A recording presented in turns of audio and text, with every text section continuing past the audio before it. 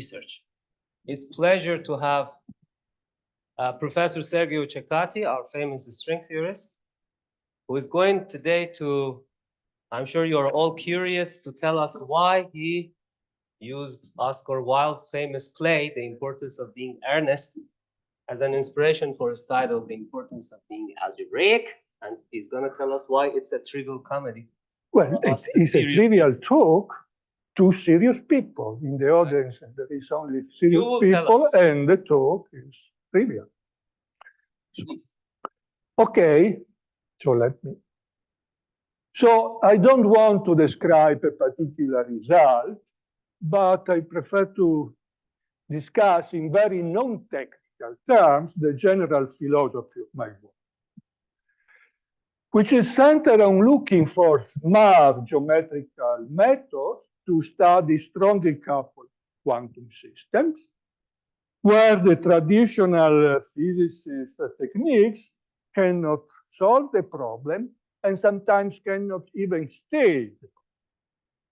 So geometry or geometrical methods are essential in this game, and these work in different contexts, with gravity, without, in many different space dimensions, and so on. So, roughly speaking, my attitude may be summarized in a slogan, which is vague. So, the first clause is, in presence of enough supersymmetry, the formal quantum physics is captured by differential analytic geometric structure. I mean, geometric structure in field space. However, full consistency at the quantum non-perturbative level requires, in addition to this differential or analytic geometric structure, other geometric structures, which are not of the differential analytic kind, but are much subtle. So if you accept the slogan is even weaker than a conjecture. You get a vast program that is to try to understand the substructure in geometrical. So the idea here is that we need still to understand something, most. We need to understand still most, that is still geometric, or can be described in geometric terms, but requires subtler geometry than analytic or differential geometry. So in the context of quantum theories containing gravity, this vast program is known as the one-Planck program. But there is growing evidence that the story is not limited to quantum. It is already there in quantum theory. After many years, I noticed that also Kumru-Vafa arrived to this conclusion, so I am happy.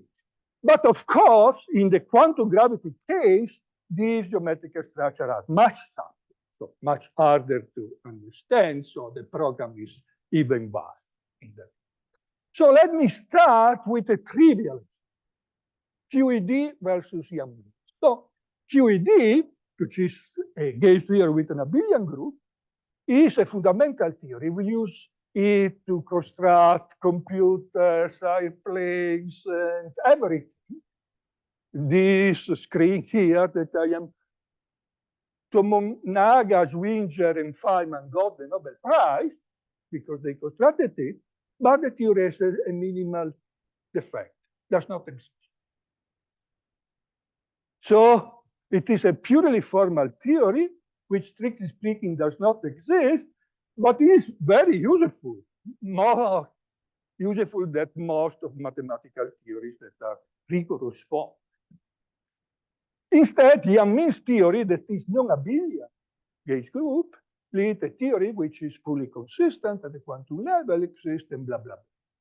So we want to understand geometry, thus difference between being abelian and non-abelian group. By the slogan started with the clause, we need enough supersymmetry, so let me replace QED and Yang-Mills by their supersymmetric version with H supersymmetry. And we ask what geometrical structure is present in the Yang-Mills case that is not present in the QED. This is the trivial example of this.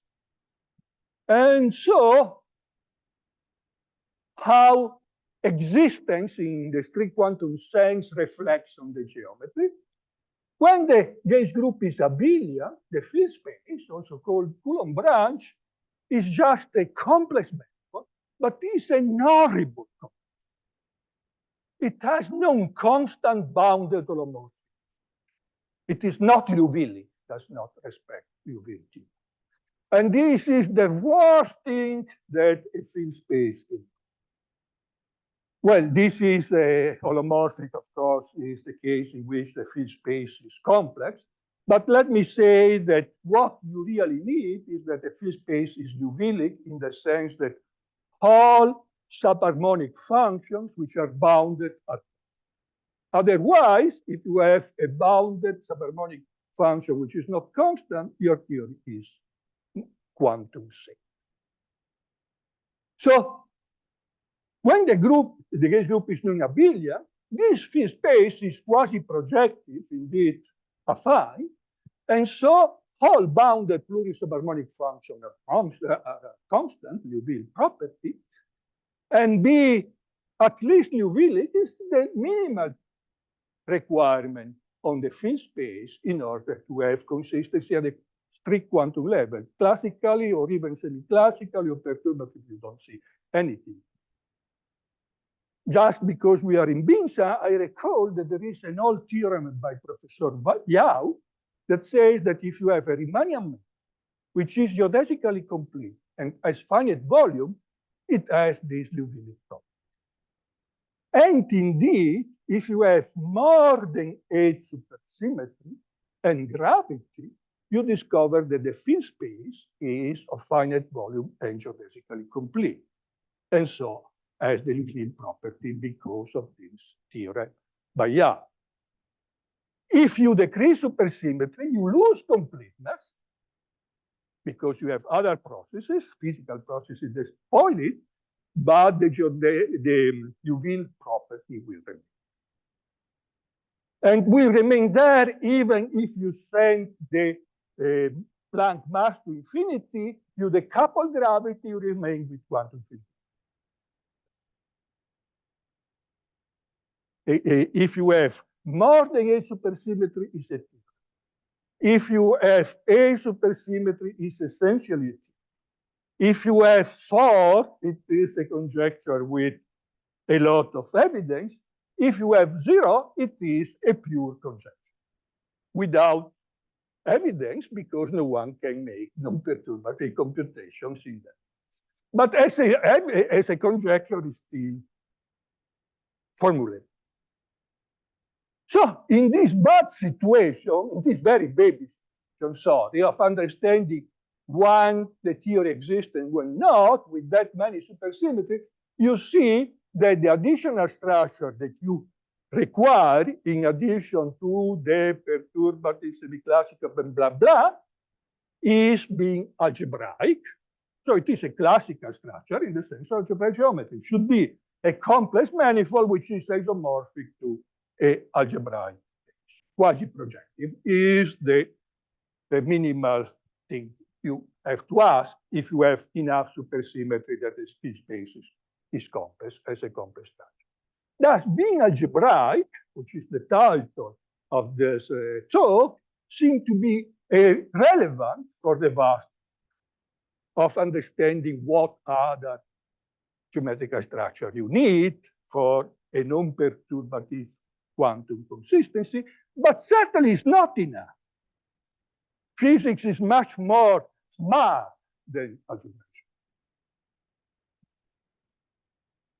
So the main arena for the vast program is quantum gravity, and I am always inspired by this book by Kunrun Baffa that says that going from quantum field theory to quantum gravity requires a radical change of paradigm.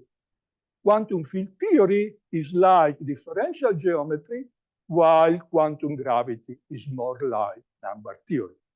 Now you see that also in quantum field theory, you get something which is not differential geometric, because when you decouple gravity, something remains. So at least in the quantum gravity, which are good in the sense that admit consistent coupling to gravity, you have some other stuff. So in my drastic way of putting things, you take differential geometry, you put it in the bin, and replace it with new geometric structure, which are more like number two.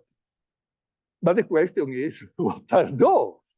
We know what does not work, but the vast program is to understand what it works. So my personal feeling is that the historical development of mathematics has not yet understood the geometric structure that are required for quantum.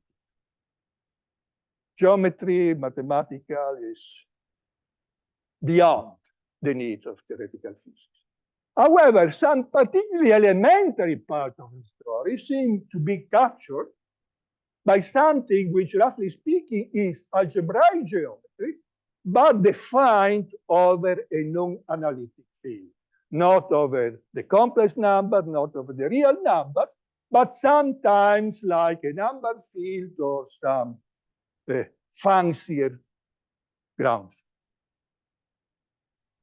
So indeed, at least the very simplest aspect of the vast program is to look for this structure which are more likely.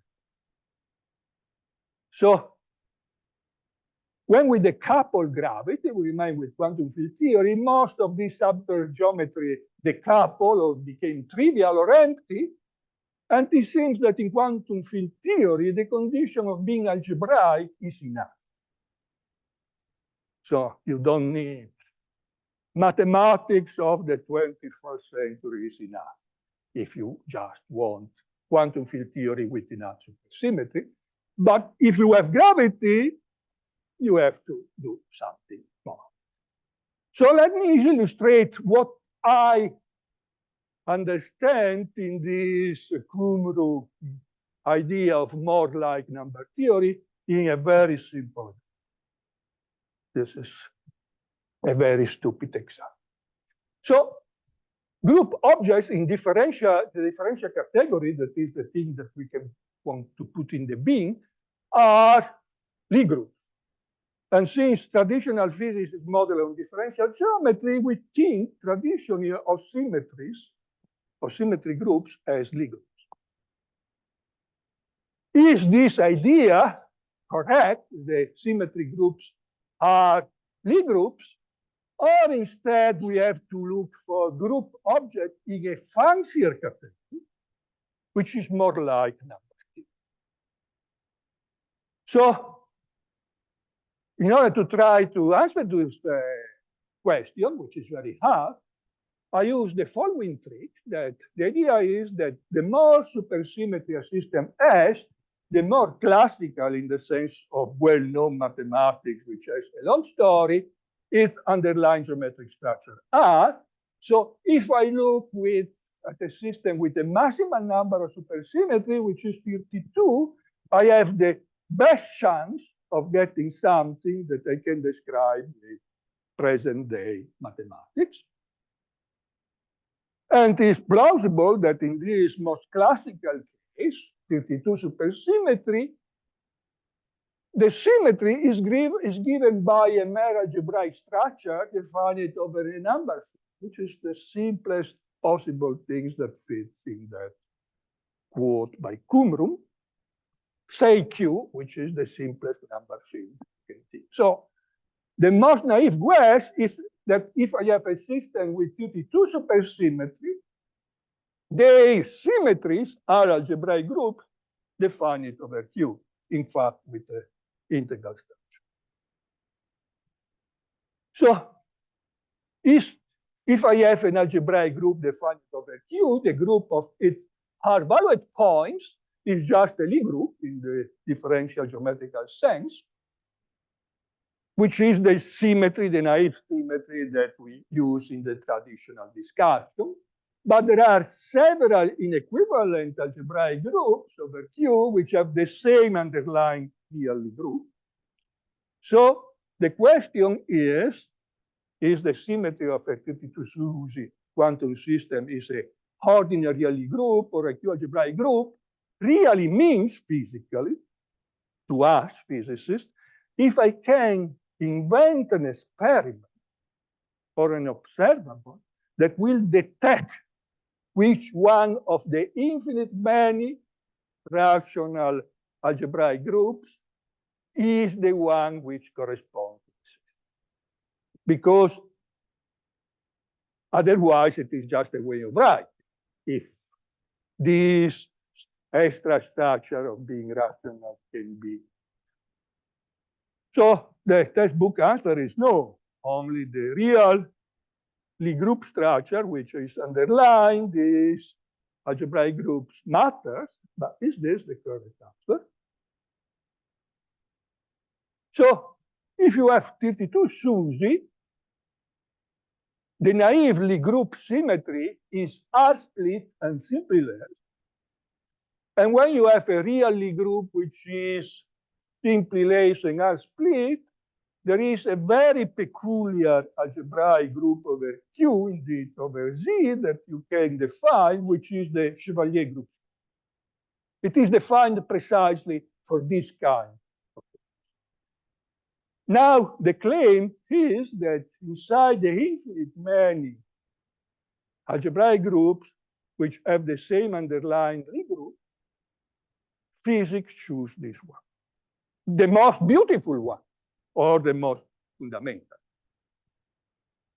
I will not prove the claim here, because it is a non-technical talk, but I will give a feeling why that should. The point is that a theory with 32 supersymmetry should contain gravity, then should contain black holes, and black holes have entropy, which semi-classically is just the area divided by 4. But if I go to the exact quantum computation, the exponential of the entropy should be the number of microstates, and so in integers. So the very fact that quantum gravity has entropy introduced in the game an integral structure. And the symmetry will act on the black holes and should respect the integral structure. You will not see this unless you go to very small black holes or you fall inside a black hole or something, but conceptually, this is an observable thing that selects this integral structure. So, since I am discussing symmetry, let me present a less elementary example, which is even more in the line of saying more like number theory. So consider the Seiberg-Witten geometry of a 4-dimensional n equal to 2 quantum field theory. From the point of view of analytic geometry, this is just a holomorphic Liouvillean integrable system. It has some symplectic manifold with holomorphic two forms. And the fibers are generically polarized abelian varieties, the polarization being given by Dirac, and so on. So, from the point of view of analytic symplectic differential geometry, this is just classical. A classical mechanical system which has some more regularity, so you can make the analytic continuation to the complex domain, but it's just that. So boring classic, yes?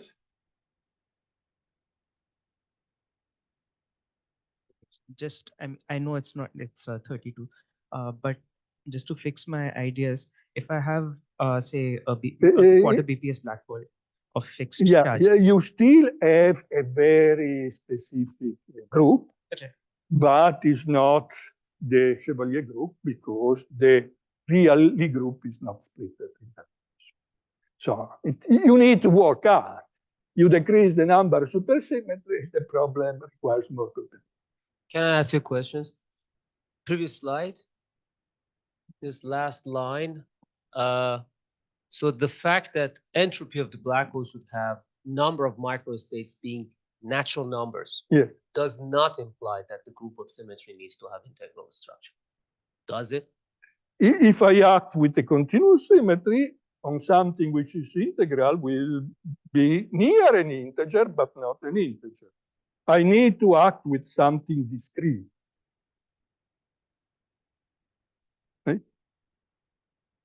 Of course, you can say the action is trivial, but the action cannot be trivial. So,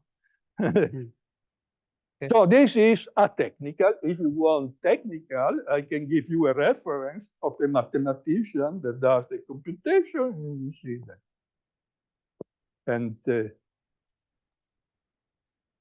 entropy of a black hole is subharmonic.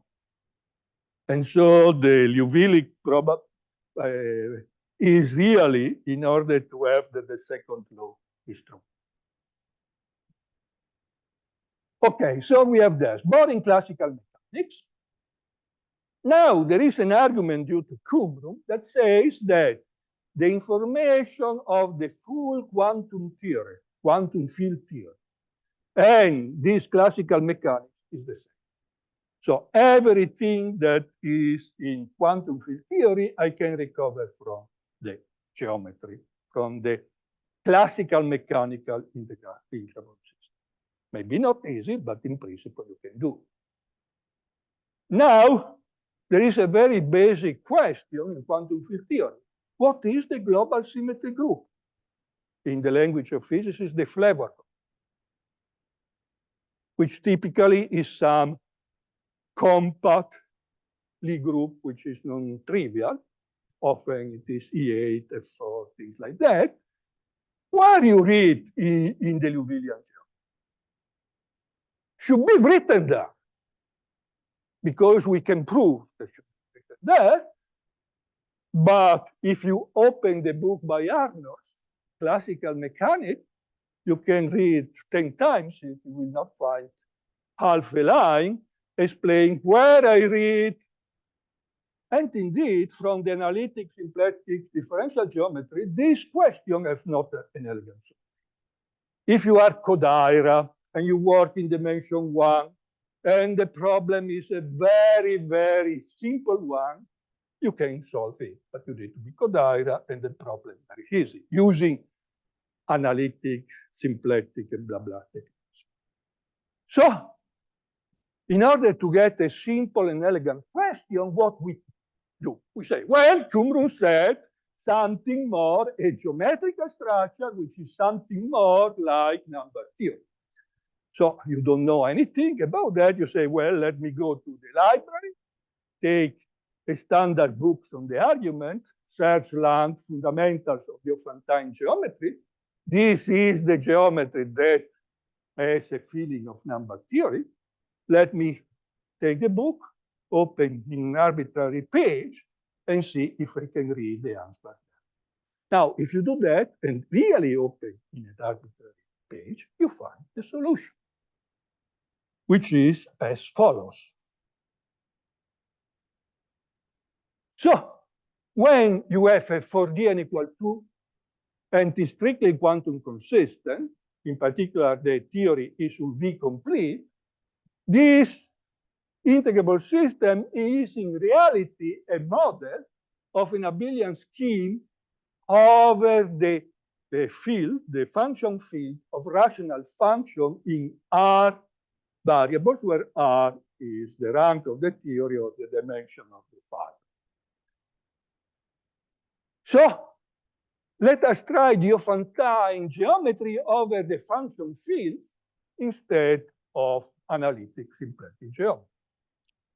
So the first relevant notion in Diophantine geometry over a function field K is the Chow trace, which is a abelian subvariety, which is defined over the field of constants, and which satisfies a certain universality mapping. And the first question we have to ask, what is the physical meaning, the quantum field theoretical meaning of the Chow trace? Well, it represents the free subsector of the theory. So it represents those fields which are free and decoupled from the rest. And you can neglect them, which means taking the abelian variety, which is the quotient. And what remains is the geometry of the interacting part of the theory, and that is the only thing that we want to know. So we can assume that the Chow trace is 0 without losing generality. And now the Mordell-Weil theorem that was remembered by you, I think, a few lectures, a few talks ago, has an analog goal on function fields that says that when I have an abelian variety over a function field, and this abelian variety has a trivial Chow trace, as I assume, without losing, then the group of its k-rational points is finitely generated, just like rational points in an elliptic curve over rational. Moreover, if I take this abelian group, which is finitely generated, and I divide by the torsion subgroup, I get a lattice. And on this lattice, the height, remember that was introduced this notion of the height, induces a bilinear pairing, which is positive. And of course, integral on the lattice.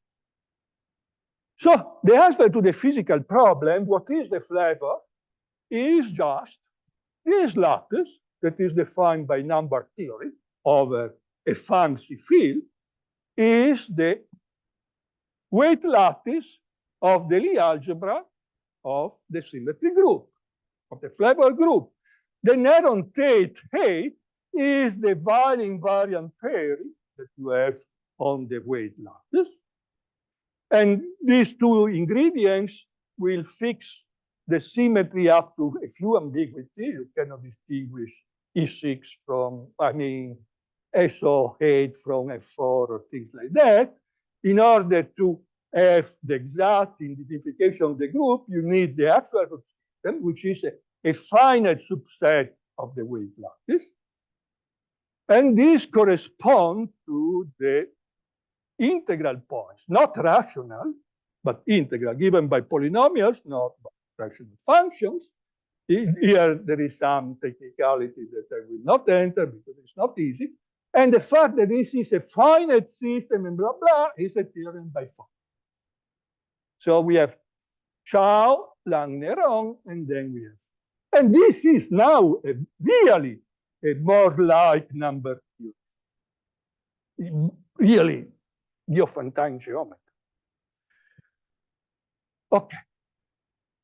Thus, if we interpret Diophantine geometry as a baby instance of the more fundamental theory, which is the theory of quantum consistency of system, we conclude that all these theorems, Chow, Lang-Néron, Tate, Falty, blah, blah, blah, are just corollary of the Coleman-Mandula theorem that says that in more than 3 dimensions, if your symmetry group is infinitely generated, you must have a free sector in your theory. Which means that if the group of rational points is infinitely generated, then the Chow trace is noted, translated. But it's just this statement that physics will not bother to prove because everyone knows things in kindergarten. And the fact that the Néron-Tate pairing is positive definite is just the fact that the flavor group by Coleman-Mandula theorem should be called. So you see that this idea that more algebraic structures are needed and they are defined over fancy fields is experimentally true in some. But I won't return back in history, and indeed there was a time long ago when we physicists were so naive to think that differential and analytic geometry was a powerful tool to understand quantum physics. And we were really naive. So what was the idea? We have a supersymmetry algebra in some number of dimensions and some number of odd generators. And this has an automorphism group, this algebra, usually called the R symmetry, which is an algebra of unitary automorphism over some Q field. And then if you take the real, the The scalar fields, you make the supersymmetry variation. These are vector fields because are infinitesimal variation of the coordinates. And what this says is that you, the automorphic group, act on the fibers of the tangent bundle to the field space. And this, by consistency, requires that the holonomy group of the metric defined by the kinetic terms is in the normalizer of this U, that is just given by the representation theory of this algebra.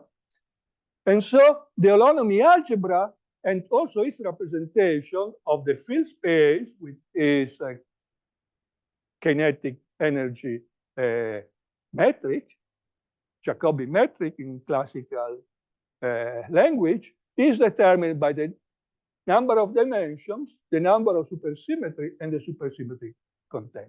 And the same argument gives other information on the metric that I don't want to enter in, like the sign curvature and so on. So you have two possibilities. Either this holonomy representation you find in the Berger list of allowed holonomies, or not. If you don't find, you have two possibilities. So in practice, you see that if the number of supersymmetry is up to 8, the holonomy is in Berger list, but otherwise it's not in the list. So if you have more than 8 supercharges of supersymmetry, you have two possibilities. Either the manifold is locally symmetric, or the theory does not exist. In particular, since the locally symmetric spaces were classified by Tartan, there is a table, you look at it, and you check, for instance, that there are no elements in the table with more than 32 supersymmetry. We knew, physicists, that at most for 32, but was known before to Tartan when he compiled the list. So, and moreover, I have not shown this, but when the number of supersymmetry is more than 8, your field space is geodesically complete. And so, just by this trivial argument of looking at the Berger list of the Tartan table, we have this theorem that any theorem with more than 8 supersymmetry have kinetic terms which are not renormalized. And in particular, if I have a quantum field theory with more than 8 supercharges, it should be totally ultraviolet fine. And this gives me many examples: IBJM theory in 3 dimensions, super Yang-Mills n equal 4 in 4D, n equal 3 in 4D, 2, 0 in 6D, and blah, blah.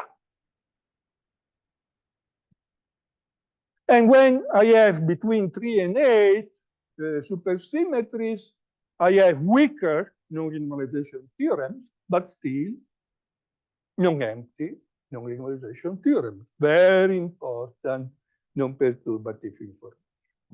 So at the face value, this elementary Berger list argument, half the back of an envelope, give you an extremely effective result. Says that, for instance, 4D n equal 4 finitesse was conjectured, but not proved using quantum field theory techniques. And now it is just one example of many stories. And for D n equal to 3, traditional techniques will not allow you to formulate the theory.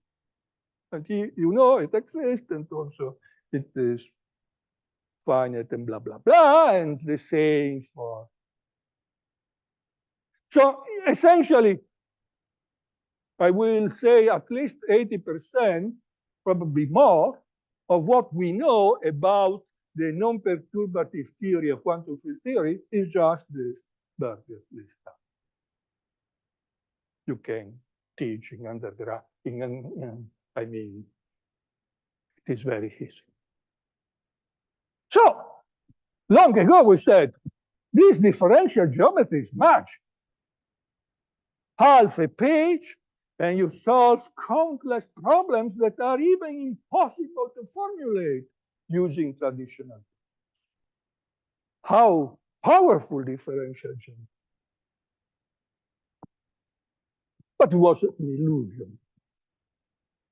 Because you see, for instance, if I have a quantum field theory with more than a supercharges, what this says is that the field space is symmetric with Ricci curvature 0, complete, and the cone and blah, blah, and there is just one space. Well, not one space. If the space is smooth and simply connected, it is C to the R. And otherwise, since it's a cone, is a finite quotient. So a finite quotient of CR is an affine. So in this case, with more than H supersymmetry, differential geometry select one space, essentially, which is algebraic geometry. And you don't realize that it is consistent because it is algebraic geometry, because you arrive at this space using just differential geometric technique. But if you decrease the supersymmetry, then you see the difference. And you see the difference if you have more than a supersymmetries and you couple graphs.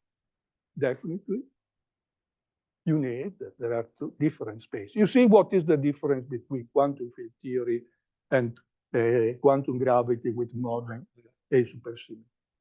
In both cases, the universal cover of the field space is fixed. In field theory, the symmetries are compact. So a discrete symmetry in field theory is finite. And so I have a finite quotient of CR, which is still algebraic. But if I am in quantum gravity, the groups are non-compact. So when I divide by the discrete group, I divide by an infinite. And when I divide by an infinite group, the story is now that algebraic corresponds bottom up and down. One space will be algebraic, the quotient, but not the space above.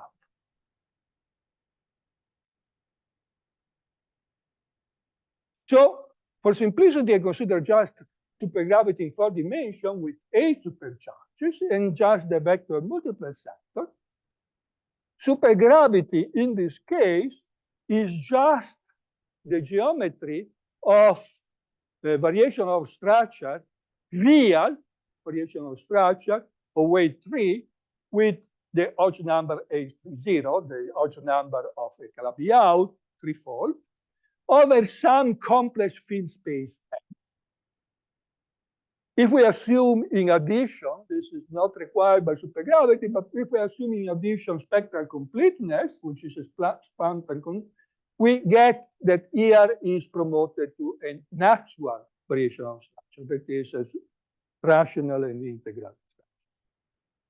And the curvature of the Lodge line bundle, which has a station the 3-0 form, is the Keller form on M, the Wald-Peterson. Now, in supergravity, M is just a complex.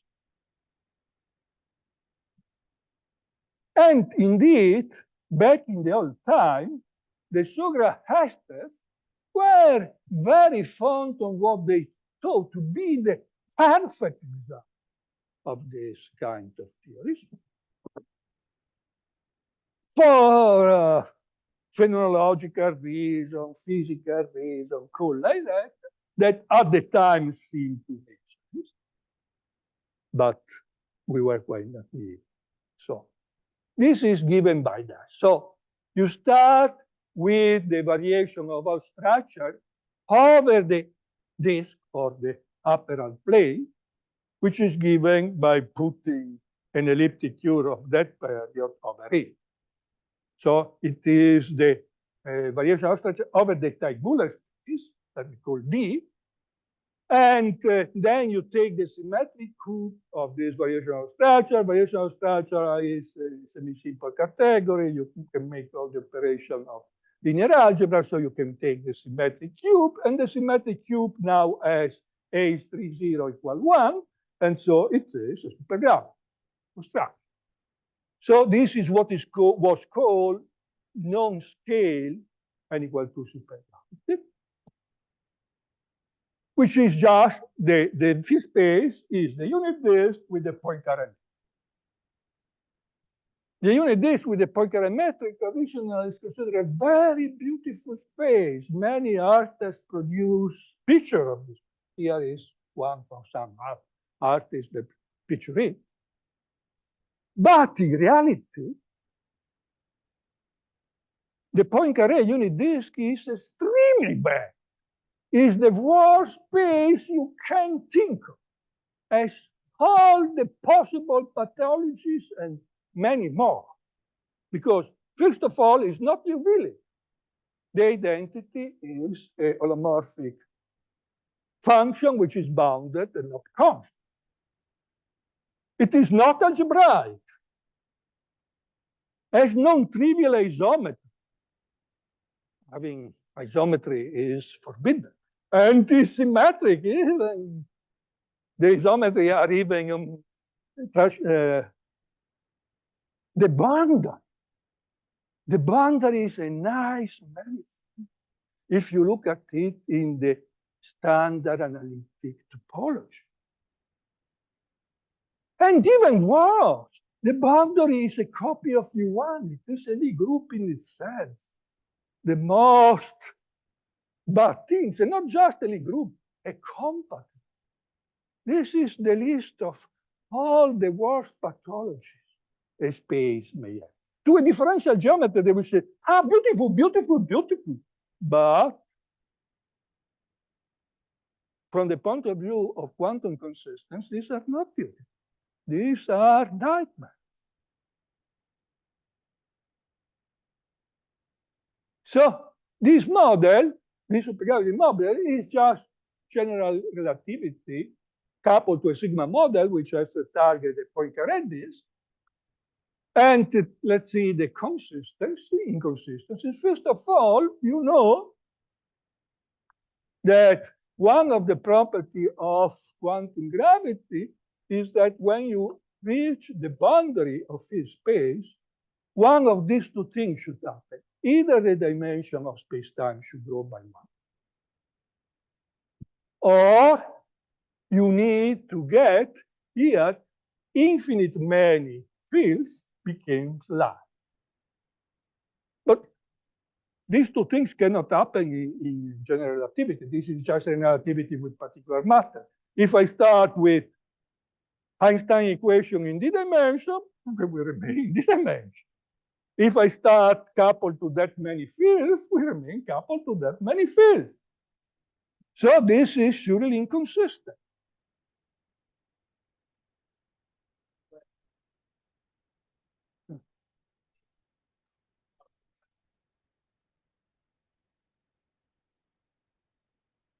I guess that in codimension 1, a generic point in the boundary will go up 1.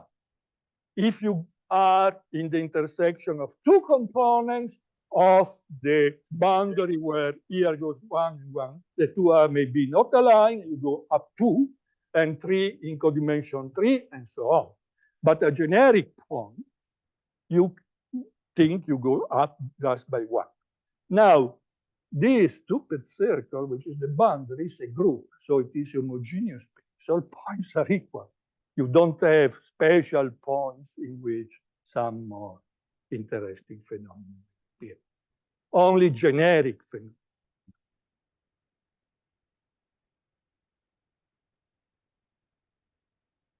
So this is just because the boundary is just a smooth circle with standard canonical topology, meaning analytic topology, and so on. Nothing, there is no structure that can make something function. The geometry and also the boundaries, you have symmetry, which is but in two counts. It is in a consistent gravity there cannot be any symmetry. And it's compact. Compact means that all unitary representations are finite dimensional. And here, we want a cheap explanation of the fact that we have infinite mass. The tower of light state is infinite. So, if you are very naive like me, you think that the best of all worlds will be that I have a symmetry which is not a symmetry, because symmetry is forbidden. And as the property that all these non-trivial unitary representations are infinite dimensional. So naturally I get infinite mass, just because they should fill representation. And moreover, the symmetry should operate only at infinity. So this is wishful thinking, that everything fits. So let me return to history. In 1984, Candelas et al. Showed that Rabi-Autry forces are quantum consistent vacuum for supersymmetry. Soon after, Witten the effective Lagrangian, for one example, truncating away the twisted sector. And the Sugar people, the supergravity people said, you see, Witten has got exactly the no-scale supergravity that we predicted long ago. And they said, Witten, no, not Witten, the people in Princeton invented superstring, heterotis, and blah, blah, just to recover our result because they knew that was correct. And when they wanted to put the atomy. That was the attitude in CERN between people who supergraph. They just worked hard in Princeton to get what we already have predicted.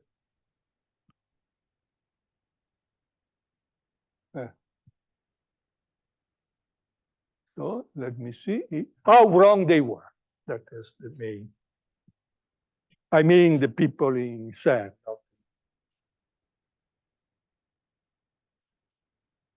So you see, the variation of structure over the Teig-Miller space of the elliptic curve, that is the upper plane, has all these 5 pathology listed above. But if I take the quotient by SL to G, that for supergravity people was, dividing by discrete group is nothing, just a technicality. Then all 5 pathology go in. First of all, by the Bailey-Borel theorem, the quotient now is an algebraic. It's a normal affine, a normal quasi-projective variety, so it is in particular Liouville. The correct compactification, you don't add the sector, but you add the projective line over the rational, only the rational point. And when you do that, you add only the rational point. You need to change the topology in order for that to make sense. You need to use the static topology, not the analytical. Now, the compact group of the geometry group of the plane, of the disk, SL2R, are symmetries which fixed points in H. This is the Cartan-Adamar theorem. But then you have parabolic subgroup. And the parabolic subgroup fixed points at infinity. And since the boundary now consists only of rational, you need to consider only parabolic groups which are defined over the rational. Same idea as with 32 supersymmetry. Your symmetry is defined over the rational. Here only the rational group acts. And of course, Witten knew that what was really was the ratio, the quotient, not the. So let me return to physics. In quantum gravity, we cannot have symmetries, but we can have asymptotics. That is obvious because there is an asymptotic limit of gravity of the theory in which with the coupled gravity, we remain with the quantum field theory, so the symmetries of the quantum field theory are asymptotic symmetries of the original story.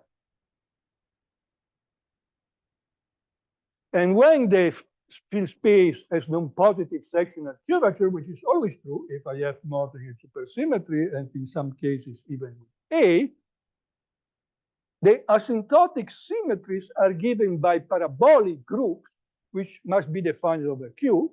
Case of the disk is obvious. So these asymptotic symmetries are broken inside the field space, but the breaking goes to zero as I approach the bound. Goes exactly at the boundary, theorem by Cartana-Damart, the symmetry is restored.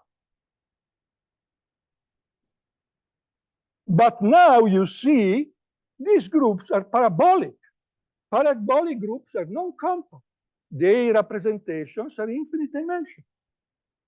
So if you have something become light, you need infinite many things because they feel a irreducible, not irreducible, a unitary representation of the symmetry, asymptotic. If we are inside the field space, this is broken and you have splitting in these masses, but this splitting goes to zero when you go there, and the full tower became massive. This is indeed the best of our world. Everything fits. So the cheap conclusion, which is true in the most easy case, that is, I have more than a supersymmetry, is that the boundary of the space is at its building defined over T, which is the generalization of this attacker topology and blah, blah, blah. This is an extremely more like number theory. It is a geometrical structure, but it is really more geometrical, more number theoretical than analytical or things like that. So this cheap conclusion holds with lots of supersymmetry, possibly implicit, that may be not manifest. I will not enter into that. But then we say, as I said, what when we have n equals 0, the question, which is the question that everyone asks because the real world is n equals 0. And then the answer is wait for the 22nd century mathematics. Thanks for the...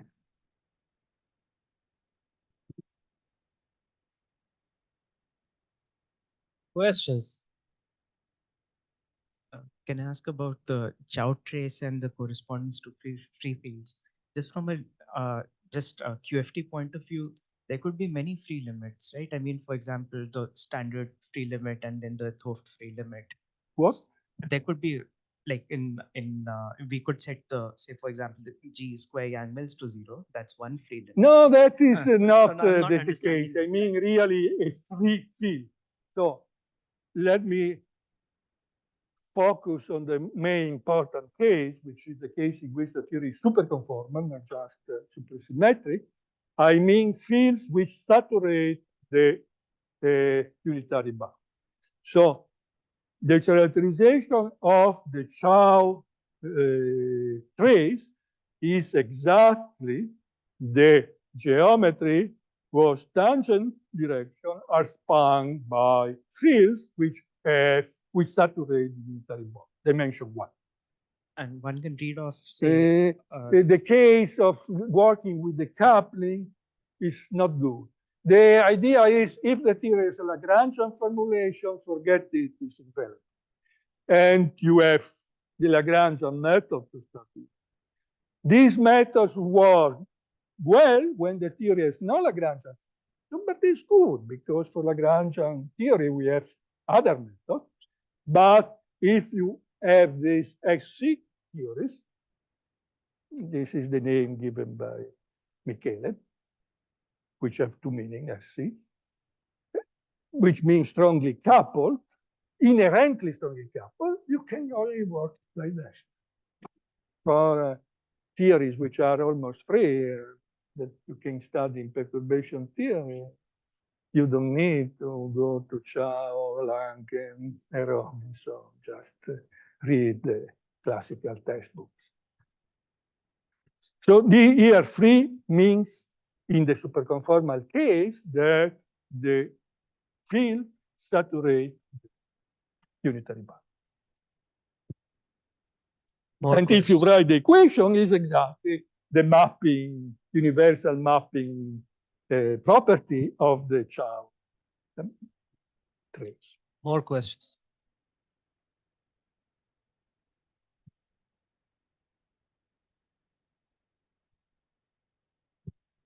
Do you know any application of Marina-Vazov's transversion sphere packing in physics? Sorry?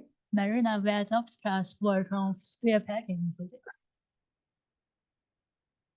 Let me see. Oh, here. No, here, defined over the appropriate skew field RCH. When the structure is defined over R, is what you call Majorana. C is what you call Weil, and H is what you call symplectic Majorana. But that definition is a bit ad hoc Majorana. The definition given by the Schur lemma that say the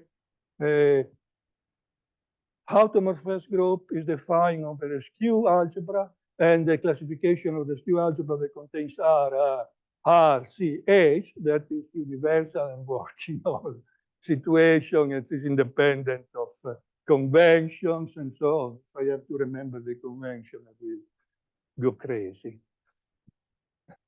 So this is one particular, depends on D, the dimension, blah, blah, blah, and that will propagate along this. More questions? So let me ask you some questions. He is before you. So a lot of us as mathematicians in this room, and some of the sentences were about physics, so I'm trying to understand better. So studying quantum gravity taught us mathematicians, especially algebraic geometers like me, we should study moduli space of schemes, sub-schemes in a given variety, and structure of these moduli spaces, components of this moduli space, calculation of counting invariance on this moduli space. So I like to understand, what is your message for algebraic geometers? What are you Invent suggesting? a new What are you algebraic suggesting geometry. us to do? Grow up a new Grothendieck Uh-huh. that open a new era to algebraic geometry. Okay, that new Grothendieck should do what? What moduli space should I They study? should talk with Qumrum and say me what you really need, and then start from there. It is, okay. Are you suggesting we work over positive characteristic? Is that the message? Positive? Characteristic. No. As I said to you, applied mathematics is whatever is in zero characteristics. So I don't expect that. But surely they are not analytic fields. They are global fields or fields like that, which are in characteristic zero. Because at the end, we hope the experimental numbers that they see in the laboratory are in characteristic zero. But have fancier structure. These are very elementary examples, which are the most classical things in mathematical terms that I can think of, and you see that they are already fancier than what we thought some times ago, that we have just take the derivative, make the integral, tac, of the differential equation.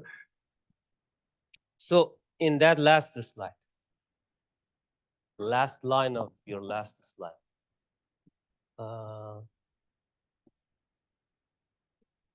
so you see, my problem. yeah, so this is, what is your suggestion? What is this 22nd century math to be? What is it? I am not even a 21st guy. I am a 20th century person. One of these naive people that thought, oh, we have the solution, and we have completely wrong. So, but at least we built the step.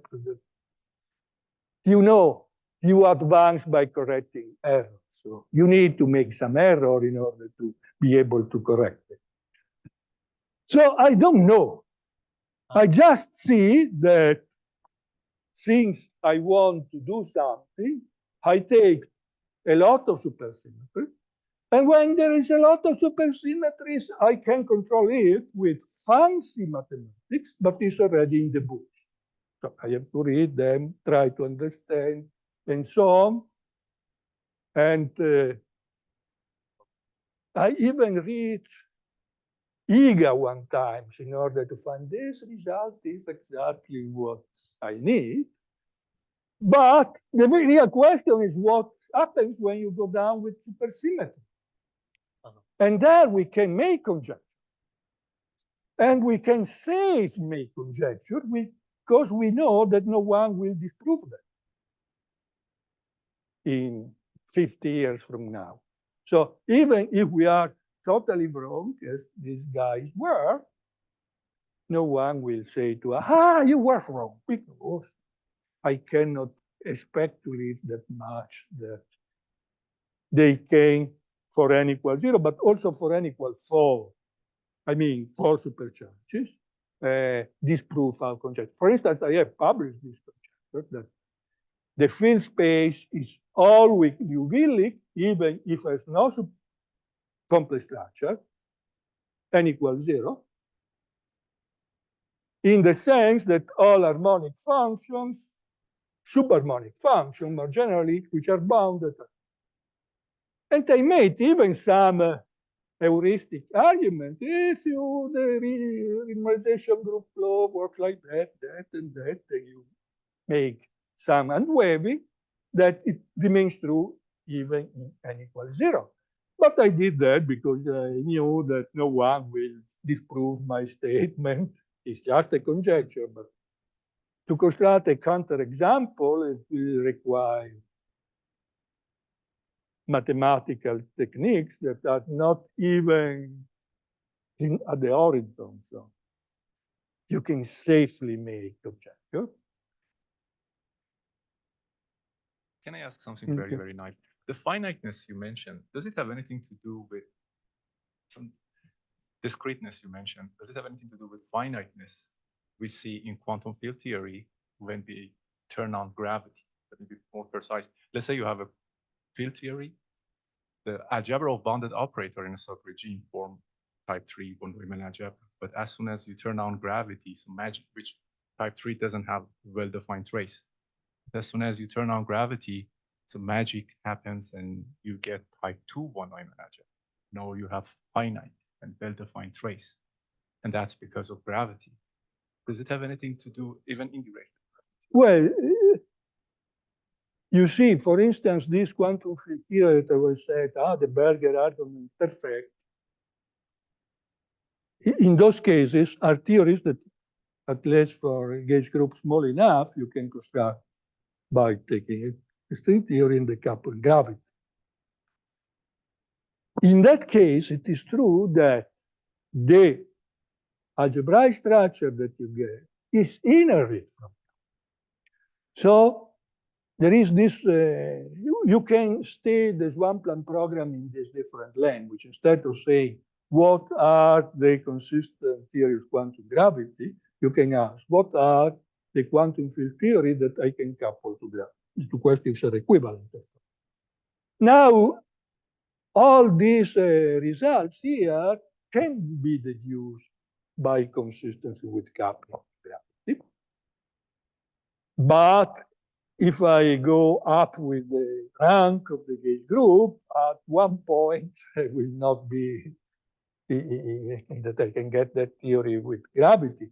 Or if I consider a geometry that has dimension 1 or 2, I can fit that inside the 10-dimensional space of my superstring. But if I consider 40,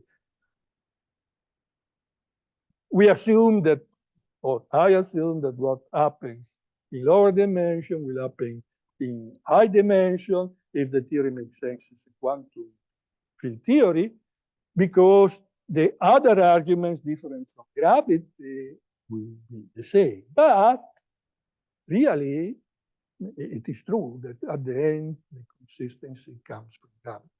So I said, for instance, you need this Liouville property. If you have more than a supersymmetry and you are in supergravity, your space is geodesically complete and has finite volume, so it is Liouville. Now, what happens when I decouple? When I decouple gravity, I send the Planck mass to infinity. Since I use that as a measure of the volume, it is finite, the volume, but if I rescale to infinity, the length becomes infinite. So in field theory, you lose this fact that the volume should be finite. And at the origin of one Planck story, said, well, these are properties that are true only for gravity, but not for field. But in reality, that is a property that being Liouville remains, because the limit is such that while the finiteness of the volume is lost, the being Liouville remains in the limit. So the deep reason why it is Liouville is that it should be when I decouple to gravity. And when I decouple gravity, this will not be washed out.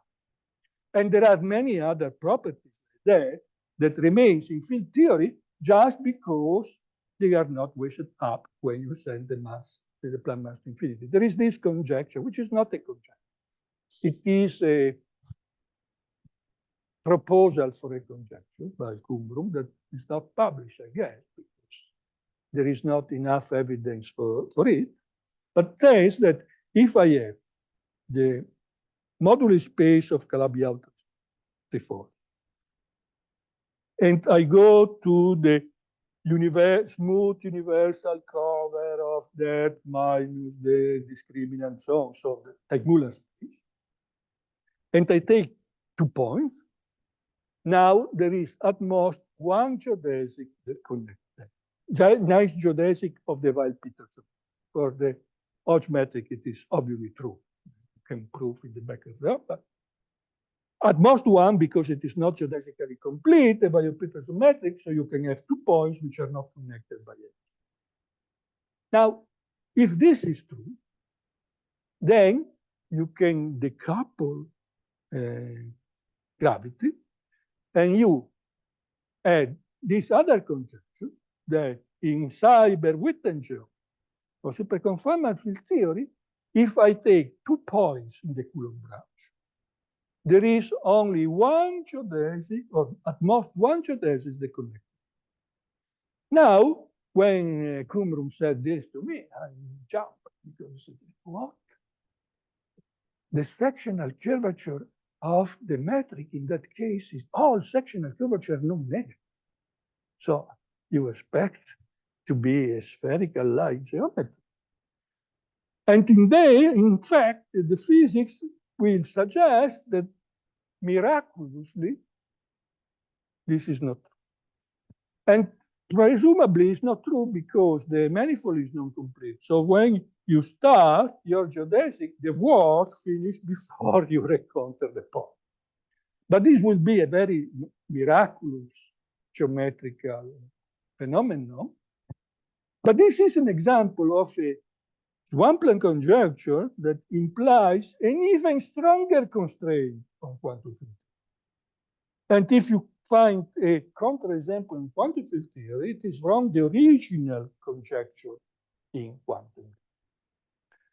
So, yes, all right, quantum gravity is smart, but even understanding quantum field theory is not so bad. Okay, so we can, of course, continue discussion. Let me say one comment. Oscar Wilde's story, I'm sure many of you have seen it. It's about this guy who conceals his identity. He calls himself Ernest. It's a fake identity, and he wants to conceal his identity because he wants to get exempt from social obligations. It's relevant here. And at the end of the story, actually, he learns he is Ernest. He just learns that his mother actually named him Ernest when he was born. So it's relevant here because I feel like string theorists use algebra to conceal their identity as physicists. But at the end, they taught us a lot of algebra. And they are the true algebraists. Thank you so much.